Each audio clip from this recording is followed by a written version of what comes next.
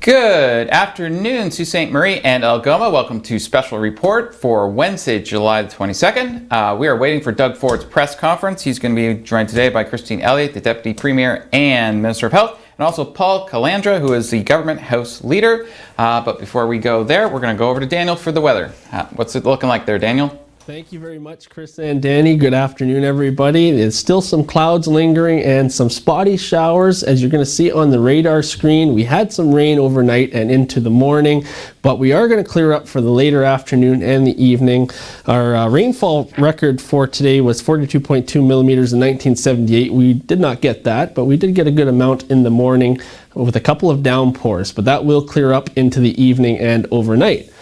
And for your expected highs for Northern Ontario region today, lots of 23s going on. 23 in Thunder Bay, Wawa, Sault Ste. Marie and Elliott Lake. Timmins 22 and Sudbury 21 are your expected highs. And going into our expected lows for overnight, a very seasonal temperature for overnight for most of the region. 15 in Thunder Bay, 13 in Wawa and Timmins, 16 here in Sault Ste. Marie, and 15 in Elliott Lake and Sudbury as well. All right, getting into your 3-day forecast. So Thursday, we're going to see that high pressure move in. Mainly sunny, high of 26 degrees. The heat's going to ramp up, but not quite just yet. And then when we get into Friday, we're going to see a high of 28 with a UV index of 9. Will be a good day to maybe go to the beach or go to camp, whatever you're doing for the weekend. It is going to be hot, so that heat and humidity will make its return with lows of 16 and 17 on those days. Now, continuing on Saturday, that will continue. We will see high of 30 with a humidex of 38 at this point. But we will see a chance of a thunderstorm, some showers. We do have a low pressure moving in with some unstable weather, and it will bring a change over the weekend on Saturday and Sunday, as you'll see. So we will have that chance on Sunday as well with a high of 28 and lows of 19. So it is going to be very muggy and sticky once again. And we'll get through the weekend, and then on Monday we'll drop a little bit with a high of 26 and mainly sunny. And then on Tuesday and Wednesday we're going to kind of kick back down to seasonal. 24 degrees are your highs, so very comfortable. And your lows are between 16 and 19 degrees respectively throughout the week. So very seasonal temperatures overnight as well. Okay, we're going to take a look at our Weather Watcher photo that we had sent in. This is from Michael Douglas. This is in Sydney, British Columbia, the Sydney Pier. I lived out there before. Very beautiful place. And he was trying to get the comet Neowise. Didn't catch it, but he got the Milky Way. So thank you for sending that in, Mike. And we want to make sure you send in your photos to On TV. And thank you very much, Daniel. We're going to cut over to Doug Ford. Here he is.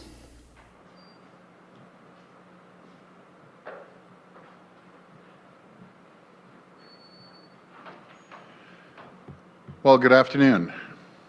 We've just concluded a historic legislative session.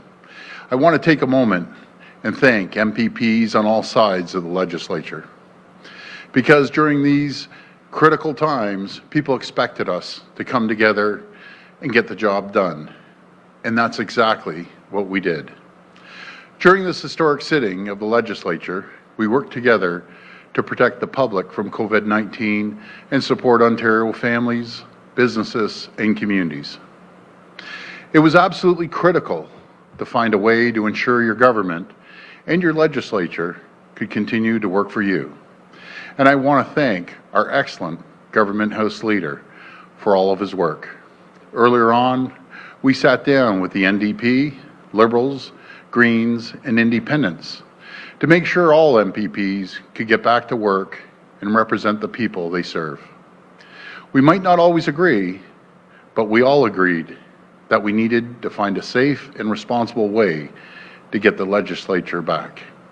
My friends, collaboration was more important than ever. So we rolled up our sleeves and got to work. In fact, working with the opposition parties, we were able to pass 6 bills in this session, with full support from every political party. In total, our government passed a historic 18 pieces of legislation during this critical time.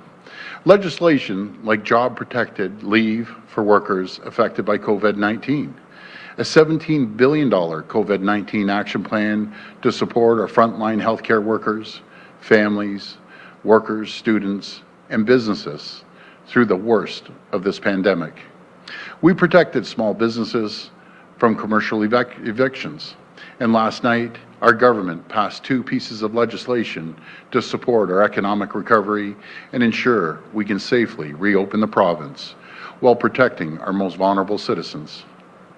But the work doesn't stop here. This session has ended, but our work continues. Our government will keep working for you. We can't stop.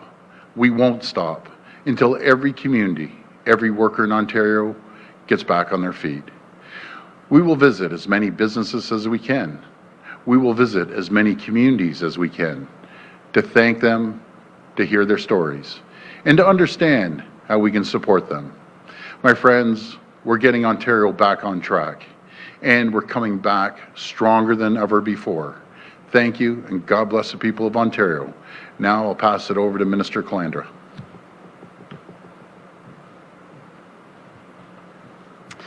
Thank you, Premier. This year, we have faced truly unprecedented challenges. In March, we moved quickly with cross-partisan support to suspend traditional legislative activity to protect support staff, protective services, and MPPs. When we needed emergency legislative measures to protect people, protect the economy, and support the front lines of this pandemic, all parties came together to authorize emergency sittings of the House and to expedite passage of emergency legislation. As our frontline healthcare workers battled COVID-19, the people of Ontario expected us to be in the legislature, at work, and that is just what we did. With the input and support of the opposition, we took unprecedented steps to allow for a safe and responsible resumption of legislative activities in a way that allowed the full participation of all members. I'm proud to say that after extended summer sittings, our government has passed 18 bills, including a private member's bill. We have seen more than 220 hours of committee consultation with more than 500 public presenters. We have ordered one of the largest consultations ever done by a legislative committee. Through an expanded Standing Committee on Finance and Economic Affairs, we are conducting an in-depth review of economic impacts of COVID-19 and measures supporting economic recovery in Ontario. It's a consultation which will take us through the fall. While the House is now adjourned until September, I would like to take this opportunity to thank all members from all parties and their dedicated staff for their hard work for the people of Ontario. I'd also like to take a moment to sincerely thank the Clerk, the Deputy Clerk, the Sergeant-at-Arms, procedural staff, support staff, and protective services of the Legislative Assembly for their tireless efforts to support our work at the Legislative Assembly. I thank the clerks for their leadership in helping to build and enable new legislative processes allowing the participation and involvement of all members. Specifically, I note the systems of physically distant voting and the incredibly successful model for virtual meetings of the legislative committees, which have allowed unprecedented public engagement. The fight against COVID-19 is not over, and as legislators, our top priority remains the health and safety of all Ontarians and a path to stable economic recovery. Thank you. We'll go to the phone line for questions. First question. Your first question comes from Natasha McDonald with Radio Canada. Please go ahead. Hi, Natasha. Hi, Premier. I want to ask you about MPP Kara Halios. She said to CBC that she didn't expect to be punished for doing her job. She said that if MPPs aren't allowed to vote on legislation, it takes away their voices and the voices of their constituents. So, Premier, are you sending a clear message that MPPs better get in line or else they'll get the boot? And if the government House leader could answer after in French, that would be great. No, that's great. Before I pass it to the House leader, I just want to tell you, as far as I'm concerned, I think as far as Belinda is concerned, we have a phenomenal relationship. I was with her for 2 days, last week. Never said a word to me. Didn't mention anything to me.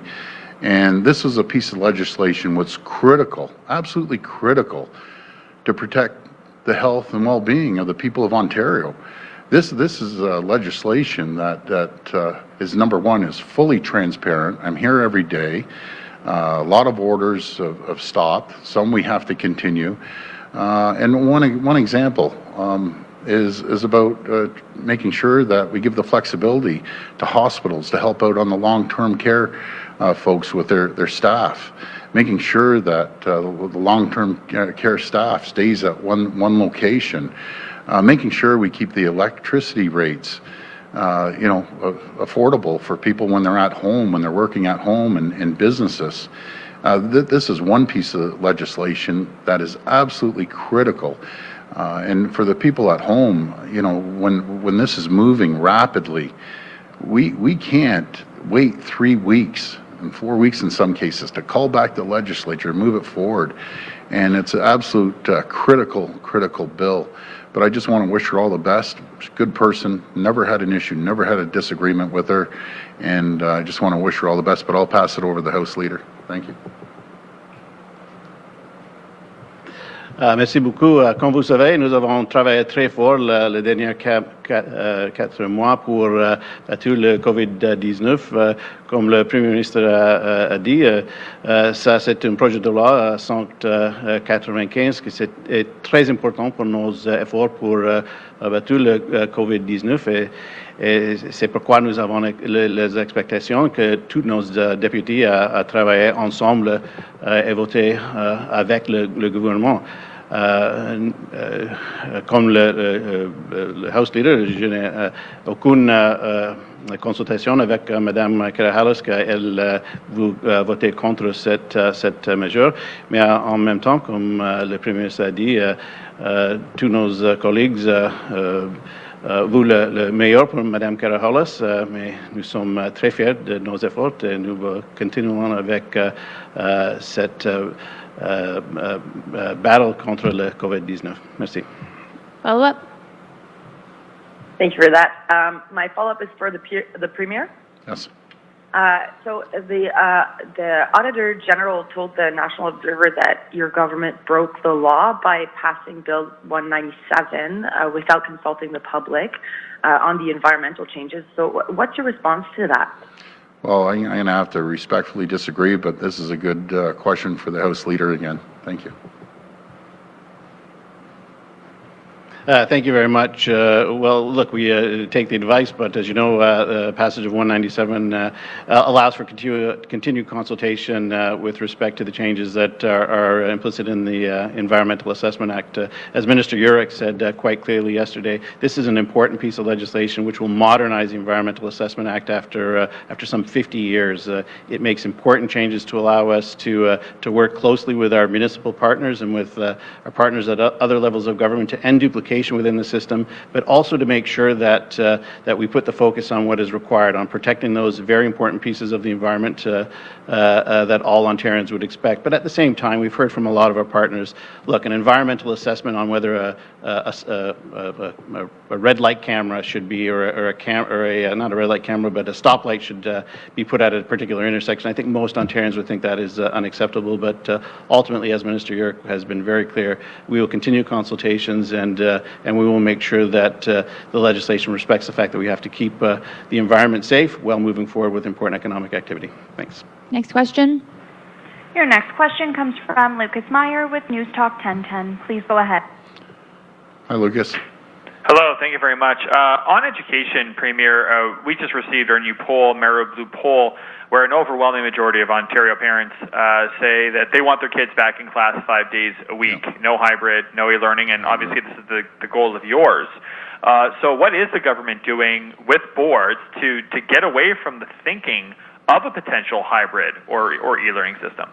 Well, I heard your poll. Actually, I thought it was pretty low because I'm putting my own personal poll when I go talk to people and talk to parents. I just had a conversation with a mother today, and they want certainty. Families want certainty when they go back to work that they're going to be there 5 days a week. I've mentioned this to the minister. He understands that people want 5 days a week, and he's working with the boards and making that clear. The reason we have 3 other areas, God forbid we go the other way and we get a second wave of this, or a flu season, or something goes off the tracks, you have to have a backup plan. But our goal as a government to get the kids back safely in the classroom 5 days a week. And nothing's more important, especially with elementary kids. High school kids, they're old enough, they can take care of themselves if the parents aren't home. But elementary, we have to make sure that the kids are back in the classroom 5 days a week. And the other thing, when I was talking to a teacher the other day and a school board trustee, and I just off the cuff, I said, I remember the big highlight when I was going to school, the teacher would say, okay guys, we're gonna have a class outside underneath a tree. And I said, is that a ridiculous question? They said, no, actually that's what we're thinking, the same thing, at least in September, weather permitting, and not raining, not cold, that if the kids could go outside as much as possible and learn outside. And they said, hey, that's what we're pushing at our board. So we just have to adapt and try to get through this, especially through September, October, November. Hopefully, we'll see some real positive numbers. But that's our goal as a government, and I know the minister is working extremely hard in making that happen. Follow-up? Well, it's interesting that you mentioned that, Premier, because, I mean, a big chunk of those parents, about 70%, wanted some of those out-of-the-box ideas. Yeah. I mean, you mentioned more outdoor learning. One of the ideas that's being talked about is using, empty areas, maybe even movie theaters as classrooms. So can you expand a bit more on an out-of-the-box idea other than perhaps outdoor education, which is not too unorthodox, that you've considered or mulled over to ensure that we get to 5 days a week back in the classroom? Yeah, so I'm gonna leave that up, Lucas, to the minister to talk to the boards too. I know a few proposals come in from Ottawa, some other regions already. We have to work with the boards and be creative. And I've always said in business and politics, no idea is a ridiculous idea. Let's come up with ideas. We're all in this together. We need the parents' ideas. We need the teachers and the school boards and the ministry. And most of all, we need the kids. Kids, I've talked to so many kids. I've never seen so many kids itching to get back to school in my entire life. They just can't wait to get back and see their friends, number one, but start learning in kind of the new normal scenario. So we'll do everything we can, and I know the minister will be up here over the next short period to answer those questions. Next question. Your next question comes from Sean Jeffords with the Canadian Press. Please go ahead. Hi, Sean. Good afternoon, Premier. Premier, I wanted to follow up about the adjournment of the legislature. You and Minister Calandra have mentioned that there was an expectation from the public that the legislature would sit during the pandemic and accomplish things for people of the province. Why do you think that's changed, and why do you think that it's now okay to adjourn the legislature for the next month and a half, even as the pandemic continues? So this is unprecedented. The last sitting that we had, we passed 16 pieces of legislation, and do you know what was great? Six pieces, and it's unheard of, to be very frank, no matter what party's in power, that everyone collaborated, all parties, and there's no one better than Minister Calandra than sitting down with all the parties and trying to come up with a consensus. And I always say we can't agree on 100% of the things, but I want to give a shout out to the opposition parties, be it the NDP, Liberals, Greens, and Independents for cooperating. So we ended up passing a lot of legislation, but most importantly, people have to get back to their ridings and start talking to the people. You could be cooped up here, and I call it the bubble down here, and just talk to the people down here. That's just wrong. We represent the people. The people are the power, not the bunch of politicians. And when I get out there and I talk to people, and I was out in Peel region, it's unbelievable just meeting people on the street, coming up and talking and telling you their issues. And that's when I say about the polling about the kids, that's where I get it from. I don't go get some polling off some company. I talk to the people, and when 9 out of 10 parents, and especially moms, are telling me I want my kids back in school, that's how I govern. But I'll pass it over to the leader again. Thank you very much for that question. It was actually an incredible session. We were able to accomplish a lot by working together with the opposition. A lot of members on both sides of the House, though, had been very clear that they had to get back into their ridings. They had to continue to meet with small, medium, and large enterprises, with their counterparts at federal and municipal level. But at the same time, we have one of the largest, if not the largest study ever commissioned by this Legislative Assembly, which will take place throughout the summer, continue to take place throughout the summer. So far, the Standing Committee on Finance has heard from over 200 participants in over 100 hours, and they are scheduled to continue that work throughout the summer. So the work of the legislature will continue, and again, just a real shout out to the clerks and the Assembly staff here. I can't say this enough. We were able to bring back legislative committees and undertake reviews on bills, unprecedented levels of engagement. So that work will continue over the summer. While still allowing our members on both sides to get back into the ridings and to participate in these consultations. As always, we look forward to the return of Parliament and hearing what all members have heard over the summer. Thanks. Follow up? Yeah, if I And can just Premier, on the ejection. that's all right. No, I was just on going the to. ejection. I apologize. I just want to follow up on the last question. There's been a misnomer out there for God knows decades. If you aren't sitting, you aren't working. That's the furthest thing from the truth. You're working just as a matter of fact. You're probably even working harder when it's not sitting, because you're out in your community and you're answering questions, going to your riding and talking to the people and all over. So. And that goes for all the parties, by the way. It's not about PC, Liberal, Green, whatever. I believe everyone's out there really busting it, especially nowadays. But I'm sorry, I apologize. Go ahead. Premier, I wanted to follow up about the ejection of MPP Karahalios from the PC caucus.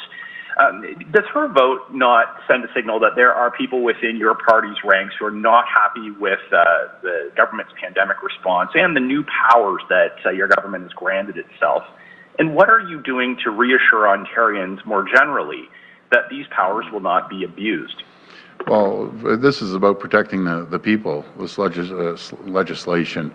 It's nothing else. I'm out here every day. It's all transparent. Everyone knows what the orders are. Some of the orders have stopped. Some we've had to continue, and that's the reason you have caucus meetings, you have cabinet meetings, and it doesn't matter what party you're from. This was one of the single most important pieces of legislation to protect the people of Ontario. Bottom line, full stop. It's about making sure that we protect people in long-term care, make sure our hospital system keeps moving, making sure that people have low electricity rates, and I could go on and on and on. These are things that matter to people, fully transparent, and if anyone, every MPP has my number. They can call me. I'm always available. I'll do whatever it takes to make sure. But within a caucus, we have some good comments, good heated discussions. But at the end of the day, you come out united. This is about working for the people and making sure you represent the people. But you get into politics, you're part of a team, you move forward as a team, and that's what we're doing. Next question. Your next question comes from Colin DeMello with CTV News. Please go ahead. Hi, Colin. Hi there, Premier Ford. I just had another follow-up question about Belinda Karahalios. Last week, you actually called her an all-star MPP. Absolutely. I'm just wondering, why wasn't she allowed to vote her conscience on this? And is this a signal to anyone listening that if you disagree with Doug Ford, you have no place in the Progressive Conservative Party? Listen, we have caucus members. We all disagree, and to be very frank, I disagree with the caucus. Sometimes I disagree with the cabinet, but at the end of the day, when the cabinet and caucus make a decision, I go with it. Because we're all part of a team, and ironically, I was with Belinda, not a word, and I like Belinda, and I'm sure you ask her, we've never had bad words. We get along. I was with her for 2 days, going to her customers, and yes, I believe all my MPPs are all stars. I truly believe that, but again, this is about the legislation protecting the people of this province. It is absolutely critical. It's transparent. We're here every day, and I'm not going to waver when it comes to protecting the health and the safety of the people of Ontario. We have to move forward. Just imagine if we had to call back the legislature and wait for 3 weeks to make a decision. It just moves too quick. So, but I wish her all the best. I really do. It's not an easy decision. Follow up? And do you mind, could I also get the government house leader to comment on that sure. question on the voting her conscience piece specifically?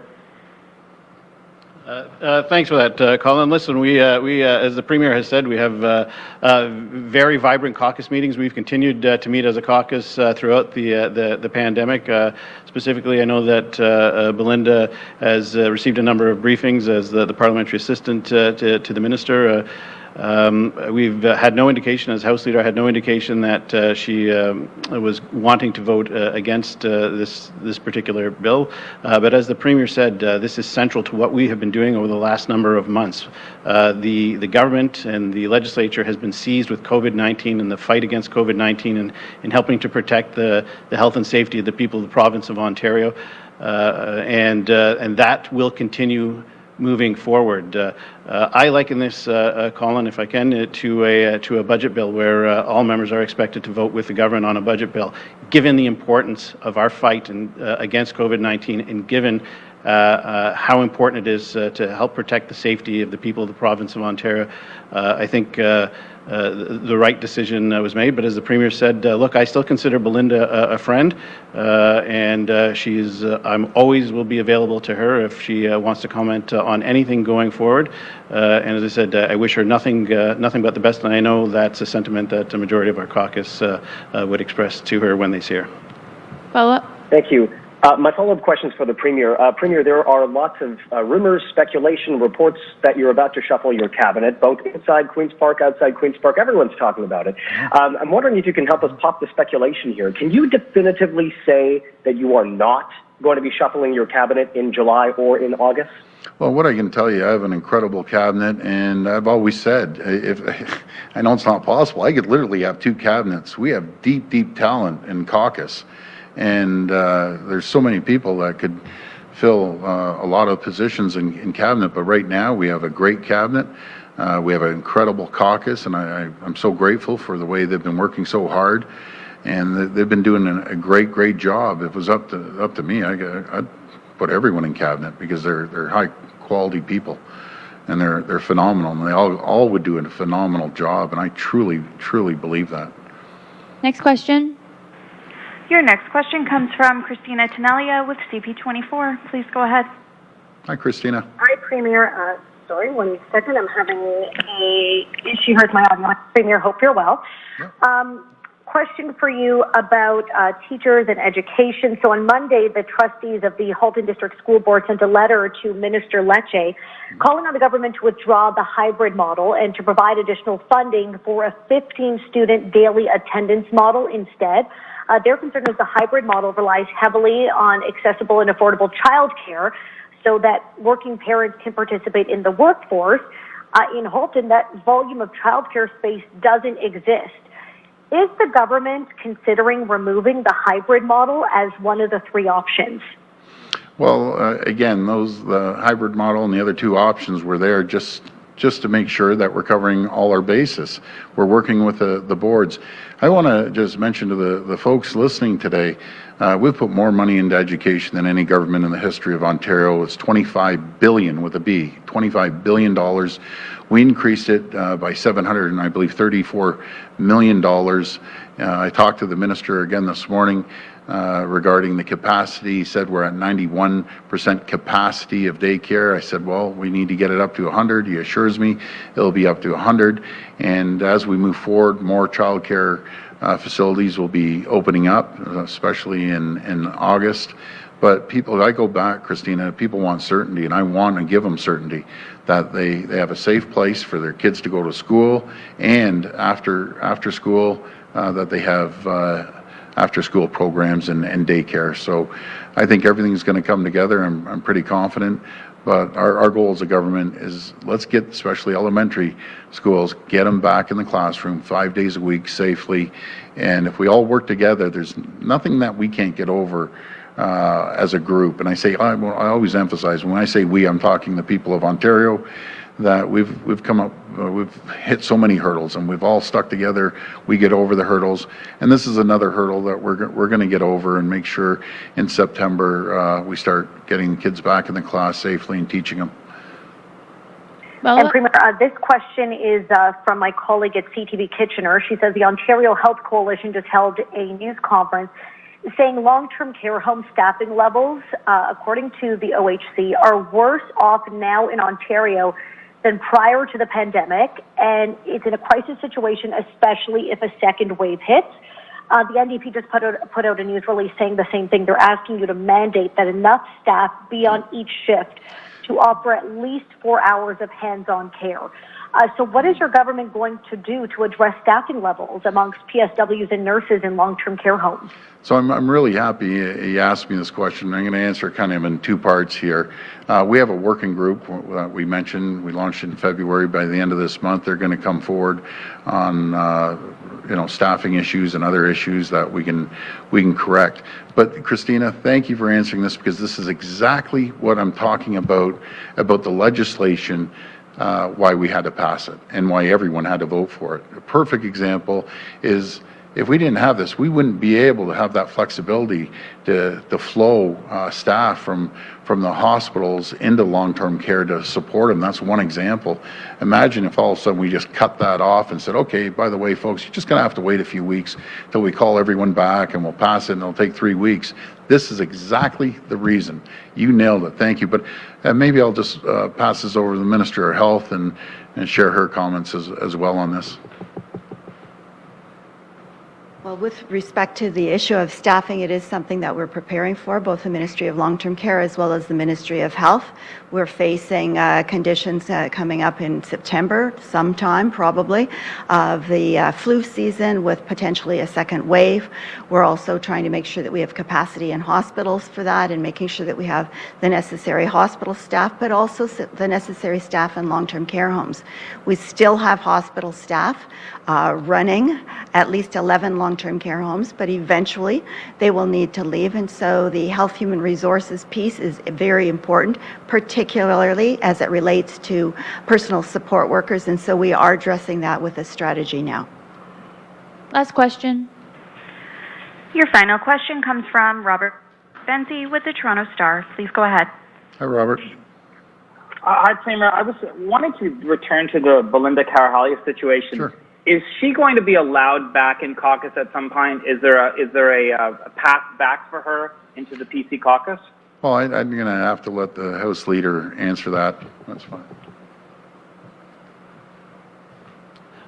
Thanks, Robert. Listen, I mean, this is a decision that the full caucus will make. If Ms. Carvalho indicates at some point in time in the future that she would like to return to the Progressive Conservative caucus, that is something that we would bring to the caucus and allow a vote from the full caucus on.